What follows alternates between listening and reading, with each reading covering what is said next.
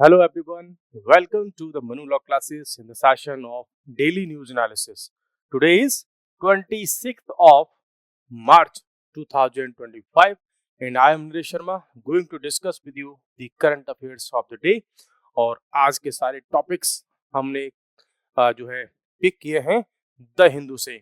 सो आइए स्टार्ट करते हैं one by one very important topics को। कल हमने डिस्कस किया था जो दिल्ली हाई कोर्ट के एक जज उनके घर में आग लगी, जो ऑफिशियल रेजिडेंस था उसमें नोटों की बोरियां मिली, गड्डियां मिली बहुत सारी, और उसमें कुछ जले हुए, कुछ आधे जले हुए, कुछ कंप्लीट जले हुए, कुछ बिना जले हुए बहुत सारे नोट्स मिले। उसका वीडियो भी खूब सारा वायरल हुआ। कल the vice president of India ने एक मीटिंग बुलाई थी राज्यसभा के फ्लोर लीडर्स की। अब उस मीटिंग में बहुत कुछ डिस्कस हुआ, क्या क्या उसके मेन पॉइंट्स थे उन सबको एक एक करके डिस्कस कर लेते हैं। इस बार इस मीटिंग को देख करके लग रहा है कि सारी की सारी पॉलिटिकल पार्टीज, पॉलिटिकल लीडर्स शायद इस समय मींस यूनाइटेड हैं। किसके लिए? कि जो इंडियन जुडिशरी पर ब्लेम्स लगते हैं कि उसमें ट्रांसपेरेंसी और अकाउंटेबिलिटी नहीं है, उस सबको लाने के लिए। तो government and opposition agree to need the change in the collegium system. तो क्या चाहते हैं वो? कि जो कॉलेजियम सिस्टम है उसमें चेंज के लिए सारे के सारे लोग इकट्ठे हुए और बात की। उन्होंने कहा कि इस समय इस सिस्टम में कोई भी ट्रांसपेरेंसी नहीं है, वो सब हमको लानी होगी। और ये डिस्कशन हुआ फ्लोर लीडर्स के साथ में। ये फ्लोर लीडर कौन होते हैं? कि एवरी पार्टी का कोई एक लीडर होता है जो अपनी पार्टी के सारे एमपीज को वहां पर हैंडल करता है, उसी को हम फ्लोर लीडर बोलते हैं। किस पॉइंट पर इन्होंने सबसे ज्यादा फोकस किया? वो यही था कि जो हाई कोर्ट के जज जस्टिस यशवंत वर्मा, उनके घर में आग लगी और उसमें बहुत सारा जो कैश रिकवर हुआ, उस पर वीडियो वगैरह वायरल हुए। उसके बाद में chief justice of India honourable justice, उन्होंने एक कमेटी बनाई 3 मेंबर की। ठीक है, तो इसमें बात उन्होंने किस पर की? कि एक तो जुडिशियल अपॉइंटमेंट पर बात की। उन्होंने कहा कि meeting built grounds for a possible intervention by parliament regarding judicial appointments. Means parliament आने वाले टाइम में शायद अपॉइंटमेंट में फिर से एक प्रयास करेगी कि जो जजेस का अपॉइंटमेंट है उसमें पार्लियामेंट का भी कुछ रोल हो। Leader of the opposition Rajya Sabha में कौन है? वो है मल्लिकार्जुन खड़गे, और यही है इंडियन नेशनल कांग्रेस के जो है प्रेसिडेंट।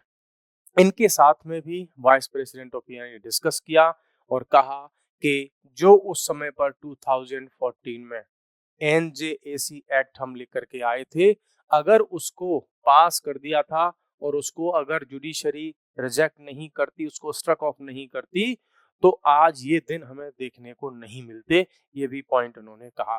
दूसरा, इन्होंने जेपी नड्डा साहब से भी बात की, जो कि बीजेपी के प्रेसिडेंट भी हैं और राज्यसभा में लीडर ऑफ द हाउस भी हैं ये। ठीक है, तो बात ये निकल करके आई कि जो बीजेपी के प्रेसिडेंट जेपी नड्डा हैं, वो सारी पार्टीज के फ्लोर लीडर से वन बाय वन डिस्कशन करेंगे। इस मैटर को तेज मींस जोर शोर से उठाने की तैयारी में सारी की सारी पॉलिटिकल पार्टीज लगी हुई हैं।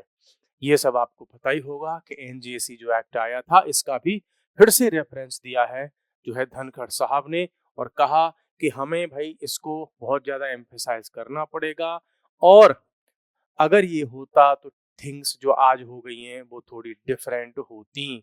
और ये कहा कि जो एनजेसी का एक्ट आया था वो उस समय एक विजनरी स्टेप था जो पूरे फ्यूचर को चेंज कर सकता था, लेकिन ये जो आज जुडिशियल अपॉइंटमेंट जिस तरीके से हो रहे हैं उस पर कोई चेक एंड बैलेंस है ही नहीं। मींस जजेज ही जजेस को अपॉइंट करते हैं, जजेस पर कोई जो है ब्लेम्स होते हैं तो इंक्वायरी भी जज ही करते हैं। मींस तो कॉलेजियम सिस्टम के बारे में ये कहा जाता है कि बाय द जजेस फॉर द जजेस एंड फॉर द जजेस बाय द जजेस ऑफ द जजेस। जजेस का जजेस के लिए, जजेस के द्वारा। तो ये वाला जो ब्लेम इस पर लगते रहते हैं। और आप सबको पता होगा कि जो पॉलिटिकल पार्टीज और जुडिशरी का हमेशा एक टसल चलता रहता है कि पावर किसके हाथ में ज्यादा होनी चाहिए, और ये इश्यू फिर से छिड़ चुका है। India imposes tax demand on Samsung. Samsung जो कंपनी है इसने प्रीवियस ईयर्स में बहुत सारा माल, आइटम्स, इक्विपमेंट्स इंपोर्ट किए थे और इसने क्या किया था, बड़ी ही चालाकी से, है ना, बड़ी ही चालाकी से बहुत सारा टैक्स बचा लिया था, ऐसा कहना है इंडिया की कस्टम्स या टैक्स अथॉरिटीज का। तो उन्होंने इस पर लगाया है एक पेनल्टी और ये कहा है कि भैया पिछले टाइम का आप पर $601 मिलियन का टैक्स बकाया है, वो आप कब फिल करोगे, क्योंकि इन्होंने बहुत सारे टैक्स को, टैरिफ्स को एवेड किया था बड़ी ही चालाकी से, ऐसा कहना है अथॉरिटीज का। और यहाँ पर जो बात आ रही है वो ये कि $601 मिलियन का इन पर टैक्स है, जबकि इनको टोटल प्रॉफिट हुआ था $955 मिलियन का, $955 मिलियन का। इंपोर्ट में क्या इशू था कि बहुत सारे ऐसे इक्विपमेंट्स होते हैं, प्रोडक्ट्स होते हैं जो डिफरेंट कैटेगरीज में आते हैं। तो कंपनीज क्या करती हैं, टैक्स बचाने के लिए, किसी मान लो कि कोई ए क्लास का प्रोडक्ट है ना, इस पर लग रहा है 10% टैक्स, और एक कोई बी क्लास का कोई प्रोडक्ट है, इस पर लग रहा है 18% टैक्स, है ना। तो कंपनीज क्या करती हैं, माल तो मंगाएंगी इस कैटेगरी का, लेकिन को दिखाएंगी वो इस कैटेगरी में, तो उनका 8% का टैक्स यहाँ पर बच जाता है। ऐसा ही आरोप है सैमसंग पर, और इस पर ये पेनल्टी और टैक्स की बात की है इंडिया की टैक्स अथॉरिटीज ने। फिर से और एक न्यूज बात यह है कि जो एक्स है, मींस जिसको हम ट्विटर कहते थे, पहले ट्विटर के नाम से जाना जाता था, उसका नाम अब एक्स है, इसने मना कर दिया है। दिल्ली हाई कोर्ट में इन्होंने कहा है कि भाई जो गवर्नमेंट ऑफ इंडिया का सहयोग पोर्टल है ना, उस पर हम आने के लिए अपना उसमें इन्वॉल्वमेंट, अपना रजिस्ट्रेशन या उस पर आने के लिए हम बाध्य नहीं हैं, और क्यों नहीं है उसके लिए फिर इन्होंने कुछ रीजंस भी दिए हैं। क्या है ये सहयोग पोर्टल, सेंट्रल गवर्नमेंट का ये पोर्टल है कि ऐसा कोई डेटा, कोई वीडियो, कोई फुटेज, कोई सीसीटीवी फुटेज, कोई पोस्ट, कोई जो है टेक्स्ट, कोई इमेज, जिसको सोशल मीडिया के किसी भी प्लेटफॉर्म पर जो वायरल करते हैं, शेयर करते हैं, तो कई बार वो देश में क्रांति करवा सकता है, दंगे करवा सकता है, कम्युनल राइट्स करवा सकता है, कहीं किसी की हत्या हो सकती है उसको देख करके, नेशनल इंटरेस्ट हार्म हो सकते हैं। तो ऐसे इश्यूज के लिए सहयोग पोर्टल बनाया था कि गवर्नमेंट इस पोर्टल के थ्रू ऐसे डिफरेंट सोशल मीडिया प्लेटफॉर्म्स पर वायरल होने वाले किसी कंटेंट को रुकवा सकती है। तो यहाँ पर जो एक्स है वो कह रहा है कि it is on portal to process legal request. बोला भाई अगर हमारे ट्विटर हैंडलर पर कुछ भी आता है तो हम उसको खुद ही हटा देते हैं, आपके इस पर आने की हमको क्या जरूरत है। जबकि सेंट्रल गवर्नमेंट चाहती है कि सारे के सारे प्लेटफॉर्म्स के लिए एक यूनिफाइड फ्रेमवर्क हो जिससे कि साइबर क्राइम को कॉम्बैट किया जा सके। लीगल आर्गुमेंट इन्होंने दिया श्रेया सिंघल केस का, है ना। तो उन्होंने कहा है कि श्रेया सिंघल केस में जो डिसीजन आया था, और प्लस उसके साथ में ही जो सेक्शन 69 है आईटी एक्ट का, इसमें भी बहुत सारे एक्सेप्शन दिए गए हैं। तो उन एक्सेप्शन के थ्रू हमारे पास में भी ये फ्रीडम है कि हम इस सहयोग पोर्टल को ना ज्वाइन करें। ठीक है, तो ये पोर्टल पर, इस पोर्टल के रिगार्डिंग में इनका क्या चल रहा है, अभी जो है बातचीत चल रही है, प्रोसीडिंग चल रही है, देखते हैं रिजल्ट क्या आएगा। उसके बाद एक काफी इंपॉर्टेंट नेशनल लेवल की ये न्यूज है, और इंडिया के उन लोगों के लिए जो कि नेशनलिस्ट हैं, राष्ट्रभक्त हैं, देश के बारे में सोचते हैं, उनके लिए एक अच्छी न्यूज है कि जो हुर्रियत नाम की जो है ऑर्गेनाइजेशन कहूँ, ग्रुप कहूँ, जो भी आप मानना चाहें, ये ऐसा ग्रुप हुआ करता था जो हमेशा से एंटी इंडिया सेंटिमेंट्स को हवा देता था। पाकिस्तान से आने वाले डिफरेंट काइंड के एंटी इंडिया सेंटिमेंट्स को, एलिमेंट्स को, या कहूँ मिलिटेंट्स को, है ना, उनको सपोर्ट करने के इस पर आरोप लगते थे। प्लस उनको मनी देना या पाकिस्तान के इशारे पर कश्मीर में प्रॉब्लम्स क्रिएट करना, ये इन पर बहुत सारे समय से आरोप लगते चले आए हैं। अब हुआ क्या है कि गवर्नमेंट ने एक्शन लेना स्टार्ट किया ऐसे लोगों पर जो किसी ना किसी ऐसे ऑर्गेनाइजेशन के सदस्य थे, मेंबर थे, या उनसे इनडायरेक्टली एसोसिएटेड थे, कि ये पकड़ो एक फॉर्म और इस फॉर्म में आप डिटेल भरो अपनी कि आप अब ऐसी किसी भी ऑर्गेनाइजेशन के सदस्य नहीं हैं जो हुर्रियत को सपोर्ट करती हो, आतंकवाद को सपोर्ट करती हो, कश्मीर को जो है इंडिया से अलग करने की बात पर सपोर्ट करती हो, या पाकिस्तान की स्वर में लाती हो। ऐसे भी किसी भी जो है ग्रुप को आप समर्थन नहीं करते, ये फॉर्म भर के आप दो। तो कई सारे ऐसे ग्रुप हैं जो पहले जाने जाते थे इस बात के लिए कि वो एंटी इंडिया काम करते हैं या एंटी इंडिया जो हवा है उसको जो है सपोर्ट करते हैं। ठीक है, तो उन्होंने वो फॉर्म भर दिया और उसको प्रॉपर सोशल मीडिया पर वायरल भी वो कर रहे हैं कि भैया हम कश्मीर में ये इस तरीके की चीजों को सपोर्ट नहीं करते, हम बिल्कुल अलग हैं।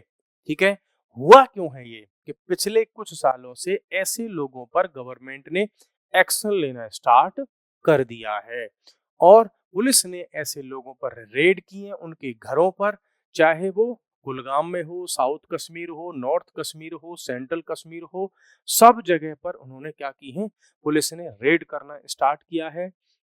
तो जो 35 साल पुराना ये जो हुर्रियत था, है ना, हुर्रियत का मतलब होता है स्वतंत्रता, ये कहते थे कि हम कश्मीर को इंडिया से अलग करवाएंगे, है ना, उसको स्पेशल स्टेटस मिलता रहेगा, ऐसा कुछ चाहते थे। तो भैया जम्मू कश्मीर की जब से यूनियन टेरिटरी बनी है तब से वहाँ की जो पुलिस है वो ठीक से गवर्नमेंट ऑफ इंडिया के हिसाब से, नेशनल इंटरेस्ट के हिसाब से काम कर पा रही है। अदरवाइज जब स्टेट होता था जम्मू एंड कश्मीर, तो वहाँ का जो सीएम होता था वो जम्मू कश्मीर का, तो गवर्नमेंट ऑफ इंडिया का कंट्रोल होता नहीं था। क्यों? क्योंकि जो पुलिस, लॉ एंड ऑर्डर सब ये कॉन्स्टिट्यूशन में स्टेट का सब्जेक्ट है। लेकिन अब जब से ये यूनियन टेरिटरी बन गया तो सेंट्रल गवर्नमेंट इस पर अच्छे से एक्शन ले पा रही है और जब इनके घरों पर, इनके ऑफिसेस पर, इन पर गवर्नमेंट की जो जो एजेंसीज हैं, चाहे वो आर्मी हो, एनआईए हो, इंटेलिजेंस ब्यूरो हो, जम्मू कश्मीर पुलिस हो, उन्होंने रेड करना स्टार्ट किया है, तब से इनमें थोड़ी सी अकल आई है और इन्होंने ऐसे जो ग्रुप हैं उनको छोड़ना स्टार्ट कर दिया है और अपने आप को उससे अलग करना स्टार्ट कर दिया है। फॉर्म भर के बाकायदा ये दिखा रहे हैं कि देखो भाई, हमें कश्मीर की सेपरेटिज्म बिल्कुल नहीं चाहिए, हमें तो बिल्कुल इससे अलग रहना है और देश के हित में ही काम करना है। तो बाद में फिर जो गृह मंत्री उन्होंने भी कहा कि अब जो सेपरेटिज्म है जम्मू कश्मीर में वो पास्ट की चीज रह जाएगा, लगभग रह चुका है, मींस बहुत जल्दी ये सॉल्व हो जाएगा। ठीक है, नेक्स्ट आ जाते हैं जम्मू कश्मीर से रिलेटेड ही फिर से एक न्यूज और है, वो है use of the term UT. अभी रिसेंटली क्या हुआ है कि जो है एक बिल आया, ठीक है, फर्स्ट बिल, जब से इलेक्शन वहां पर हुए, सीएम बना, ठीक है, तब से पहला बिल आया, तो उस बिल पर एक वर्ड यूज किया गया, यूटी, यूनियन टेरिटरी। पहले जम्मू कश्मीर, ये वाले इलेक्शन से पहले, ठीक है, जब 370 को नहीं हटाया गया था तो वो एक प्रॉपर स्टेट था जैसे कि अदर स्टेट होते हैं, लेकिन एक्स्ट्रा पावर के साथ में। अब क्या हुआ है कि जम्मू कश्मीर बन गया एक यूनियन टेरिटरी, तो अब उसके जितने भी बिल आएंगे, बाद में जो एक्ट बनेंगे, उन पर स्टेट ऑफ जम्मू कश्मीर लिखने की बजाय उस पर लिखा होगा, ठीक है, क्या लिखा होगा, union territory of Jammu Kashmir, ये लिखा हुआ है। तो जैसे ही इस बिल पर इन्होंने यूटी लिखा, है ना, यूटी लिखा उस बिल पर, तो जो सेपरेटिस्ट लीडर्स हैं उन्होंने हंगामा क्रिएट कर दिया कि भाई ये तो उस फीलिंग के अगेंस्ट में है जो ये कहती है कि हम जम्मू कश्मीर को सेपरेट स्टेट का दर्जा दिलवाएंगे, वही 370 वापस लाएंगे, जो कि अब कभी भी आने वाला है नहीं। तो इन्होंने हंगामा क्रिएट किया। एक्चुअली में ये जो बिल था, जो जीएसटी को लेकर के उसमें अमेंडमेंट होने थे, ठीक है, तो इस इंसिडेंट को जो है पीर ज्यादा आशिक इन जम्मू, इन्होंने रिपोर्ट किया और इस पर अपने ऑब्जेक्शंस वगैरह भी दिए। अपोजिशन पार्टी जैसे कि people democratic party, Jammu Kashmir conference, इन्होंने प्रोटेस्ट किया, कहा कि भाई यूनियन टेरिटरी वर्ड को हम वहां पे यूज नहीं करना चाहिए था, ये बिल था गुड्स और सर्विसेज टैक्स का, उसमें इनको कुछ अमेंडमेंट करने थे। ठीक है, बाकी इस बिल को जो पेश किया वो किसने किया, deputy chief minister Surendra Chaudhary ने इसको, इस बिल को पेश किया था, है ना, किसके बिहाफ पर, चीफ मिनिस्टर के बिहाफ पर। ठीक है, तो ये चीज रही जम्मू एंड कश्मीर में। तो आज के लिए गाइस इतना ही, कल फिर मिलते हैं नए टॉपिक के साथ में। और फिर डिस्कस करेंगे क्या और इम्पोर्टेंट इश्यूज हैं। तब तक के लिए bye bye, thank you, take care.